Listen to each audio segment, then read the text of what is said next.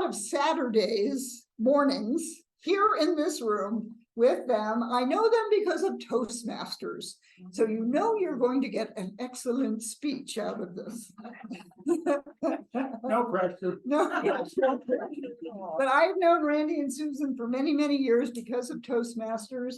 And I am so honored that they wanted to do this talk about their lifetime of love.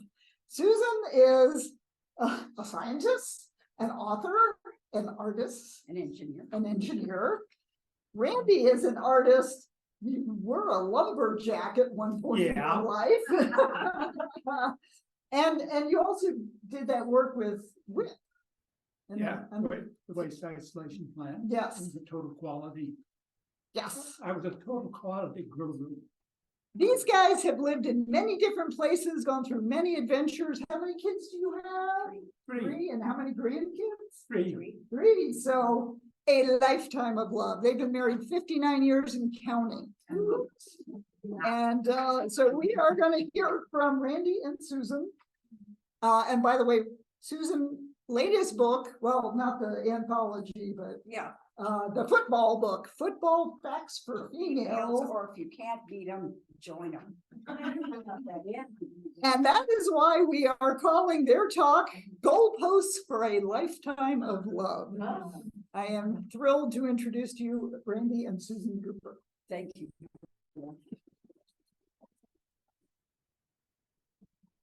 It's really unlikely that we even met. I spent the first 22 years of my life in Wisconsin, except for 1 week. Except for 1 week when a kind aunt and uncle took me on vacation to the Wild West when I was about 10. Outside of that, Wisconsin.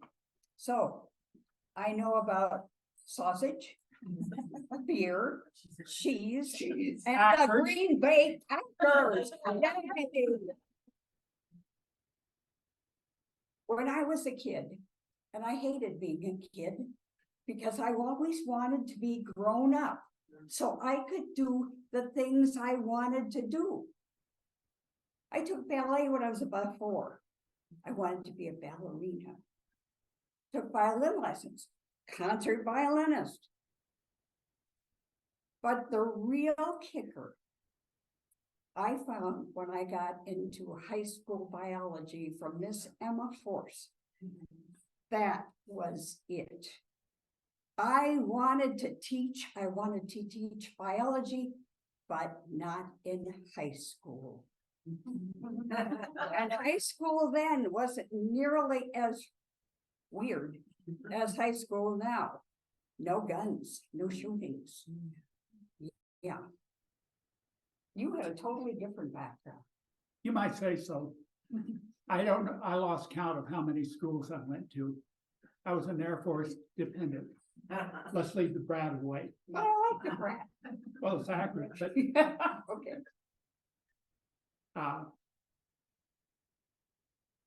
Okinawa, England, Spokane, Washington, where I graduated from high school. I was a wrestler, still am. And my grades, well, getting into college was a little easier than it is now. And I chose Washington State after doing diligent research. My girlfriend went there and they had a good wrestling program. The way that I got to Washington State was more convoluted. I was a senior in college at University of Wisconsin, Milwaukee, and I was living the dream. I loved going to school.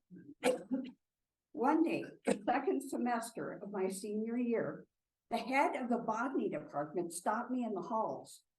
I thought I was in trouble. I never had him for a course or anything, but he wanted to talk to me. So I went into his office thinking, yipe, this is scary. But what he asked me was, Susan, what are your plans for next year? I didn't have any. I had been so tied up with what I was doing, with working and papers and exams and grading tests and all kinds of things like that, that I hadn't put any effort at all on thinking what I was going to do. He said, it's not too late to get into graduate school. And again, I thought, graduate school? Me? Now that I've spent all the money that I've worked so hard to get all these years? But yeah, that makes sense. So I talked to my major advisor because I was doing a senior project with him. And I really, really liked that topic. It had to do with birds and migration and day length and all kinds of cool stuff like that. I wanted to continue. He told me that there were 3 professionals in the field that would work for me. One, Wolfson, was at Northwestern. Then there were 2 at Washington State, King and Farner, Donald Sankey Farner. I wrote letters to them that weekend. I said, number 1, I'm interested in your graduate program. I'm interested in working with these professors, but I need money. Northwestern sent back a letter almost right away and said, we would be happy to have you, but we can't provide you with any financial backing. Washington State was a different story. They said not only would they give me a teaching assistantship for the following year, but a research assistantship that summer. Yes.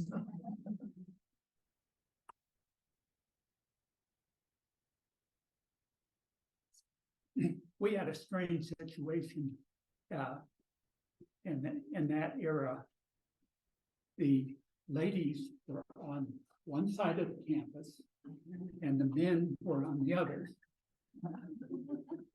It didn't do and except for 9 women who had apartments above the brick commons, which was a dining hall. I was one of 1,000 men that ate boys that ate and had it in the brick commons. Along with us. Along with the 9 graduate students. The older women. And I walked in one day, and actually I'd been scoping her out for a while. He always showed up late for dinner. They had a light plate for me because I had my wrestling practice. And this cute little gal. And I walked up, and all of a sudden I was a little bit almost tongue-tied and said, may I join you? I looked around and nobody else was there. There were hundreds of seats available, but he wanted to sit with me. So I said, I guess, sure, you can sit here. And I'm Randy. I'm Susan. Glad to meet you. Nice to meet you too. I was still kind of flabbergasted because in all my life, I could tell he was a jock because he had a neck the size of the tree trunk. But I thought, worth a try. So we talked and we helped each other. The most interesting person I've ever met. She did these cool things like look at bird gonads. That summer, I became a professional on bird gonads.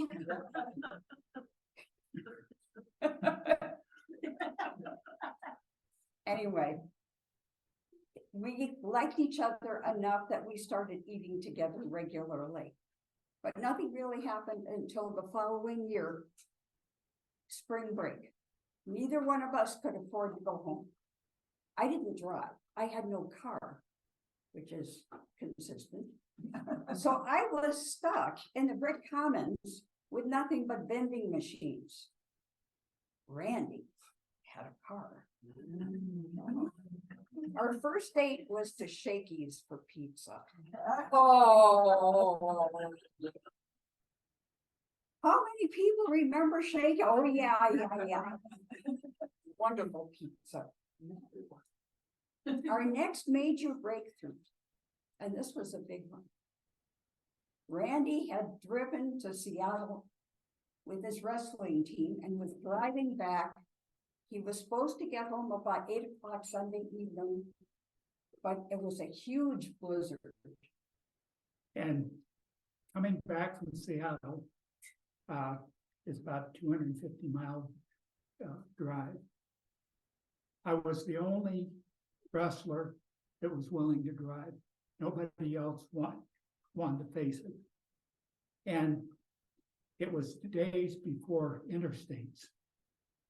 And the farmers, they put the roads where the farmers' fences were, and they're 90-degree turns.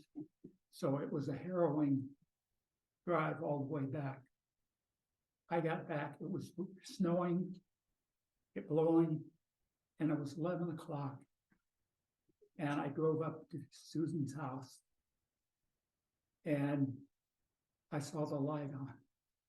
And I was just so, she's waited up for me. And I had this huge parka on, and she opened, bang, bang, bang. She opened the door, and her face just lit up. Until that time, I didn't realize that I was in love. And apparently he didn't either, because he's sad.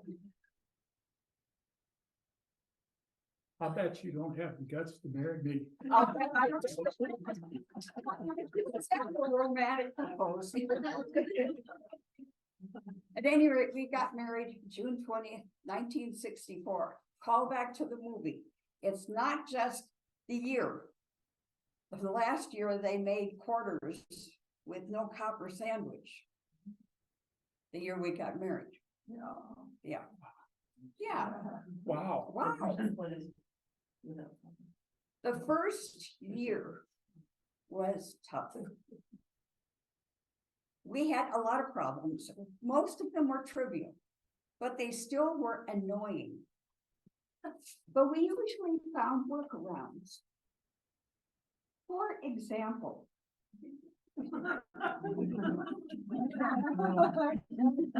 I hated when that happened, even though I contributed to it. I discovered that you could use binder clips and fold it up.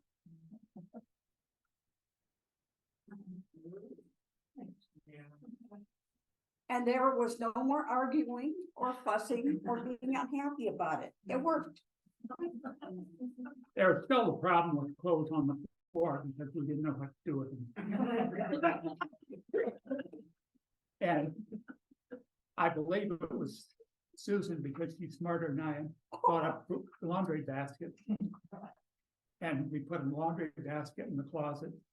And well, we have this little game that we once a week, after she does the laundry,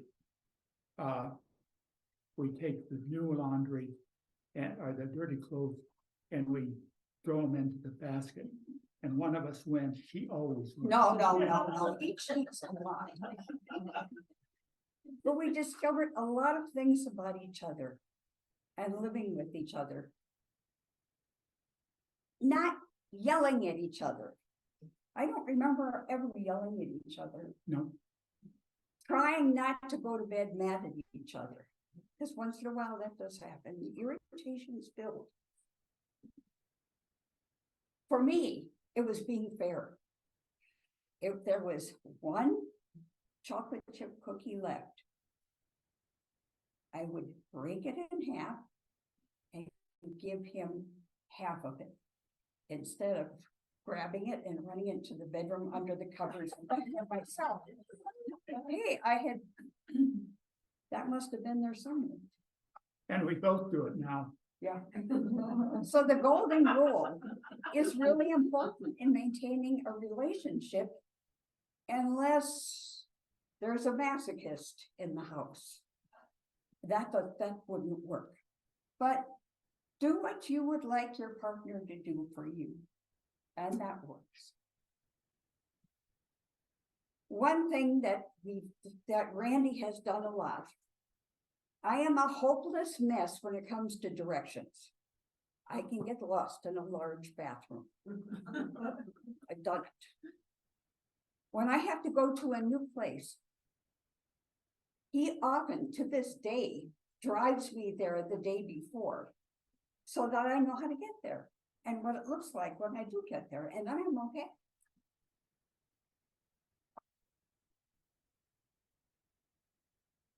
There were some bumps along the road. I'm a recovering alcoholic. And when our youngest child was born, I went to see Susan, and she was in the hospital about 46 miles from where we lived. And I was driving home, and I went by this bar and I thought, I can have one drink. Well, you know what that means. I got home and there was a bar walking just 2 blocks from the house. And I went to the bar and drank tequila and beer. I believe I never. He doesn't like tequila. And anyway, I got up the next morning and went to teach my math class. And can you imagine bonehead math with a hangover? It's not pretty. To make a long story short, I went to AA, that was 46 years ago, and I haven't had a drink since.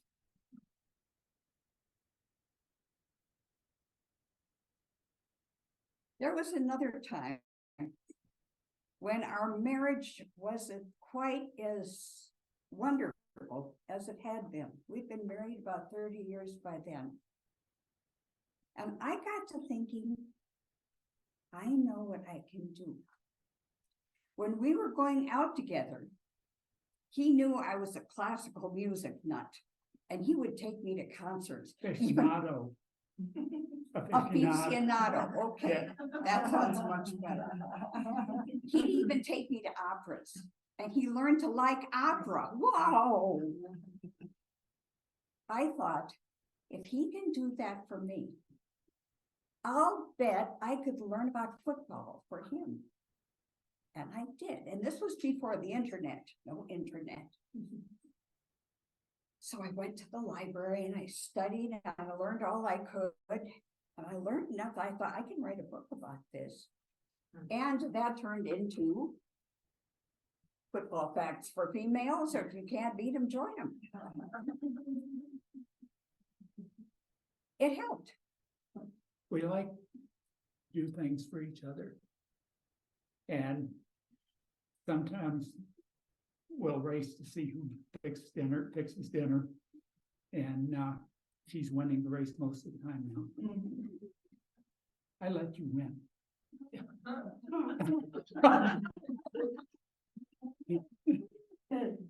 don't feel like that's fun.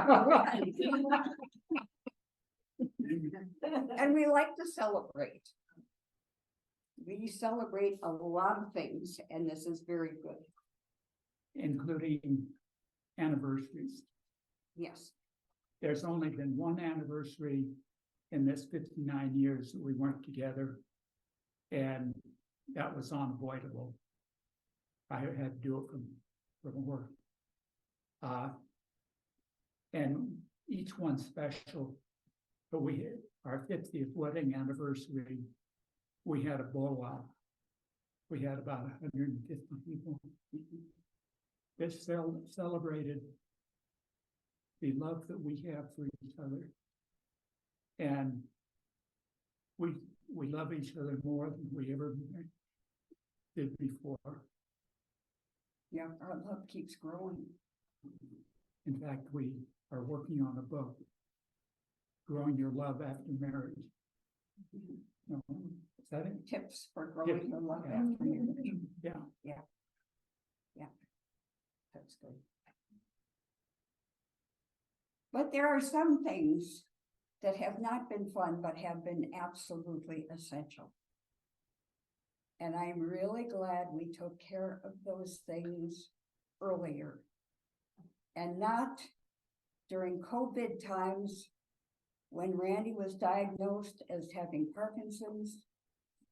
This year when he was diagnosed as having metastatic basal cell carcinoma. And then, of course, he got COVID on top of everything. That was not good. Right now, my blood tests show no cancer cells, and I had a full body scan 2 weeks ago, and there were no active cancers. So So what we had done years before was to start our end of life planning. It's not fun, but it's much easier when you're healthy. If we tried to do it now, it would be an absolute disaster. Because Randy has very little energy. And I'm not a whole lot better. I may be 3, and every time I get up in the morning, I wonder what's going to fall off today. And something usually does not disappoint me. Either it falls off or it stops working. when you get to be your 80s, we've discovered that friends fall, that you lose friends by dying way too often. And Susan's cousin died of cancer. And he had done nothing. He was really a boring person. He didn't have any hobbies. He didn't have a wife or family or anything like that. So when he died, he left a fair amount of money. But since he had done nothing, it went to probate. And lawyers got involved. And you know what happens when I hope there's no lawyers. You probably would agree. There was a huge delay. And these guys found people that were distantly related to Jay. And none of us knew them. So it really cut back on those who really should have received some money upon his death. And that was awful. And then there was your brother. my brother, who was 10 years younger than I am, was in excellent health. And we went out to see him, and actually a week before he had a massive heart attack. And while I was there, I mentioned something about death, and he says, I don't want to talk about that. A week later, as I said, he had a massive heart attack. He had no will. They had to hire a hacker to get into his cell phone to get his friends list. He had friends that he associated with from high school, and they were all on his cell phone.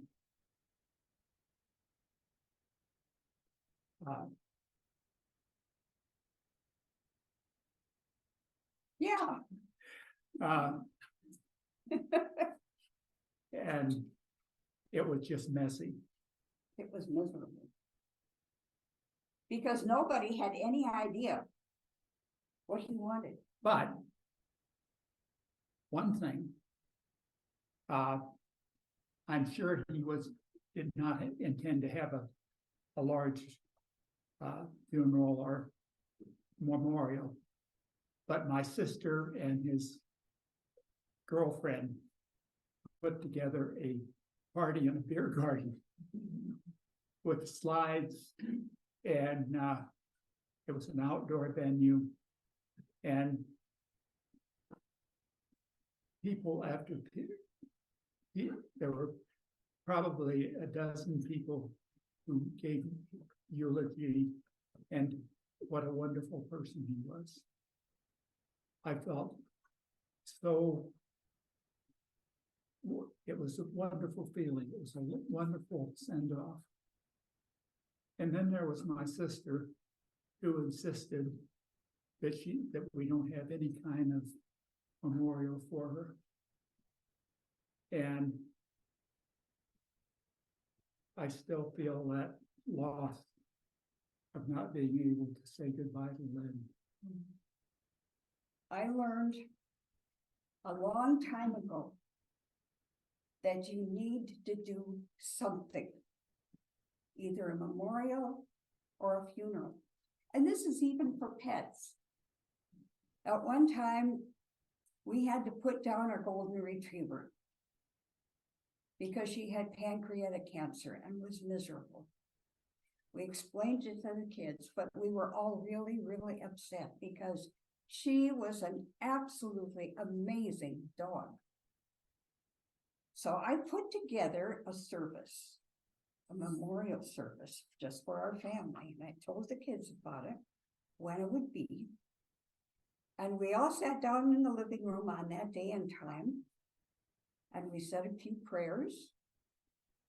And then we sat around and told stories about Flame and the cat we had at the time, Chuck. Because Chuck and Flame were buddies. For example, we told about the story where I saw the two animals lying outside in the front yard under our big pecan tree. And I couldn't tell what they were doing. So being nosy, I stepped outside and looked.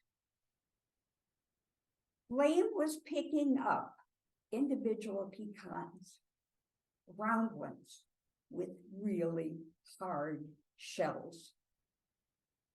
And she'd crack those shells open. She'd eat one, the next one would go to Chuck. I've never heard of a cat loving pecans before, but he did. It was amazing. But we had several stories like that, and it helped all of us. So when Lynn died and refused to have any kind of service, there's still part of me that can't accept her death. Because that's what memorials and funerals are for. They're not for the deceased. They're for the living. And it's vital that we keep those people alive in our hearts by giving them that recognition, even if it's not what they wanted. And then there was Sam.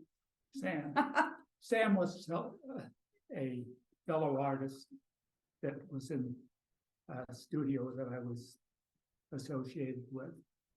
And Sam was a cool guy and did beautiful paintings. He passed, he had an aneurysm. He died in his wife's arm. And we were invited to the memorial. The memorial wasn't a memorial, it was a birthday party because it had to be on his birthday. And we got goodies and sat around and talked about, there were Sam stories. One of them that I remember particularly was his daughter told us about a time that they were in Phoenix. They went into a restaurant, but they couldn't leave the dog out in the car. And so Sam said, put his sunglasses on and made a leash and walked in.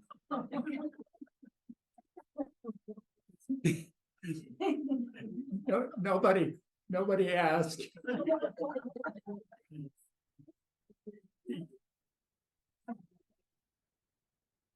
I guess once the waitress looked at him, he looked back at him. Oops. But it's just the kind of guy he was. The last, something that is also important is once you do get your will, your trust, whatever you have, once you have finished, it's never really done. You need to go back periodically and make sure it's current and updated. Again, it's not fun. But the last time we did it, which was this year, Mhm. we found things that were wrong. And it was vital that we fix those things. And it's worth, we joke about lawyers and what they charge, but fixing the problem is a lot harder than taking care of it before you're gone. What was I gonna say? I hate it when that happens. Oh. Just a month ago, my daughter's father-in-law passed away suddenly. He was a UPS driver.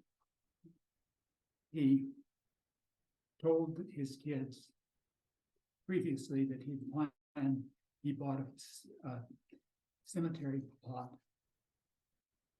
They couldn't find it.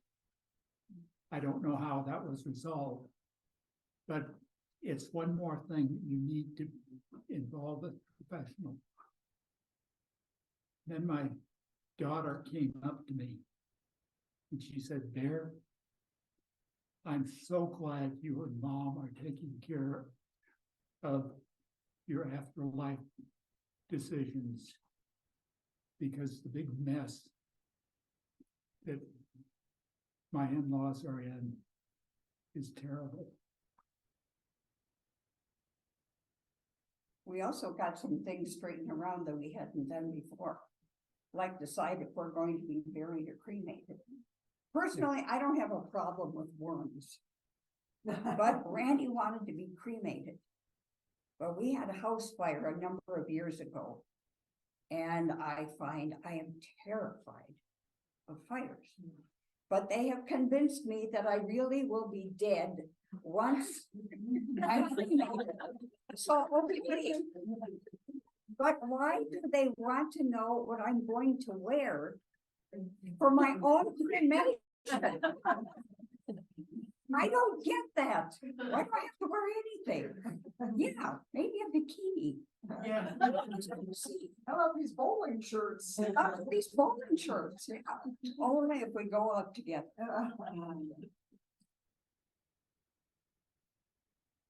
Folks, it's been a pleasure. And thank you.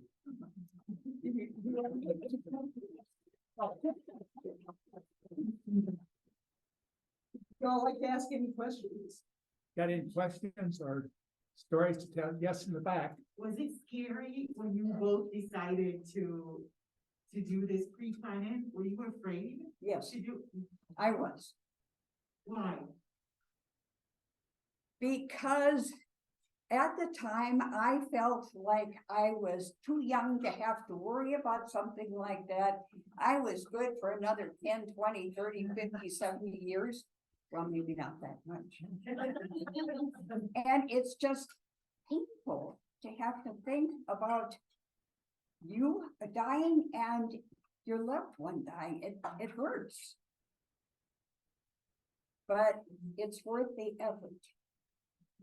Yes. Have you thought about, you joke about going out together, but in all likelihood you won't. Yeah. So have you talked about that, what you each would like if you are the one who is left? Yes. To a degree, yes. I think we've had those kind of conversations. They're hard, those are hardest, because I get all teary. He wants to be around to help me and I want to be around to help him. I'm the one that's good with grammar and punctuation. I am the grammarian of the family. And nobody would dispute that. So Randy, with all of your art, I don't know if you've all noticed around here, the wire mesh sculptures that also make art on the wall with the shadows. What will happen with your art? What kind of plans have you made for that? Yeah. My daughter actually runs the business now. And she will inherit all of The art, the business and the building. continue to sell it, you know, Yeah. your inventory. Yeah. But that's important to have a plan for something It is. like that. No. And in fact, that was how we ended up updating our trust. Well, and my brother-in-law is divorced, he has no children, and he has several books that continue to generate royalties. And he decided to donate the royalties to the art school that he graduated from. So that's one way with continuing income that's gonna come in after one's death and to, you know, have it go someplace. Yeah, I get real royalties from my first book about mold. Susan is also the queen of mold. I am the queen of mold. So is this your space here, the Cooper? Yes, I wondered what that was about, because I don't live far from here, so what is it? yeah, I have galleries in Europe, Israel, San Francisco, New York City, Miami, Aspen, and Malmo, Sweden. What we did when we bought this building is we structured some of it so that there are some smaller studio spaces and we rent those out. And the amount that the artists in those spaces pay per month is usually pretty close to paying for the building. Your art is gorgeous. Yes. Oh, thank you. And Susan painted the iris on the wall coming in. Take a look on your way out. So what words of wisdom would you share with us about how you made it this far together? We're in love. Don't ever take each other for granted. Say thank you often and acknowledge even the smallest things. You put the lid back on the toothpaste this morning.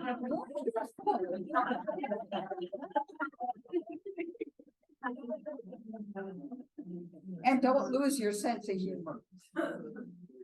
And if you don't have one, see what you can do about getting one.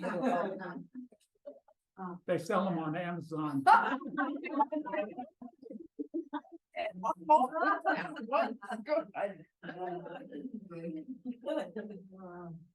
Yes. What are you most grateful for from each other?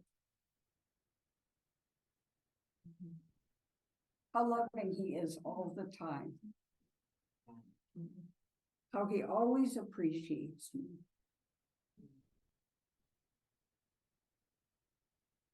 And he likes to surprise me, and I like surprises.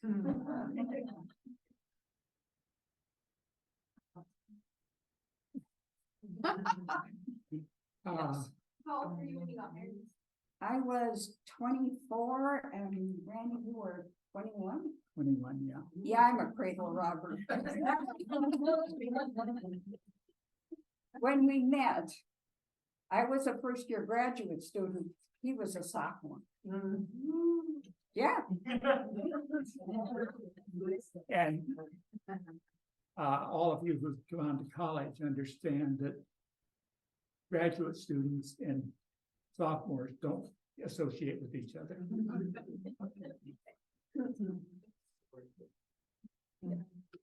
That's it. Any other questions? Sure, are you sure?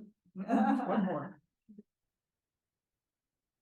All right, well, thank you, Susan and Randy. there was one question in the back. How many times, or if ever, did you want to divorce or kill each other? The only time I thought about leaving temporarily was when he was doing some serious drinking. He wasn't a mean drunk. But he was spending a lot of money and a lot of time away from home, and I was really sick about him. And I said at one point that maybe I should just take the kids and go back to Milwaukee, because maybe there'd be job opportunities there for me that there weren't in the dinky little town we were living in at the time. And that stuck in my head. I didn't do anything about it until the story I told at the beginning. But that was a driving force, because she didn't know what she said, but I knew what she said. I knew what I said. And I hated saying it, but I had to.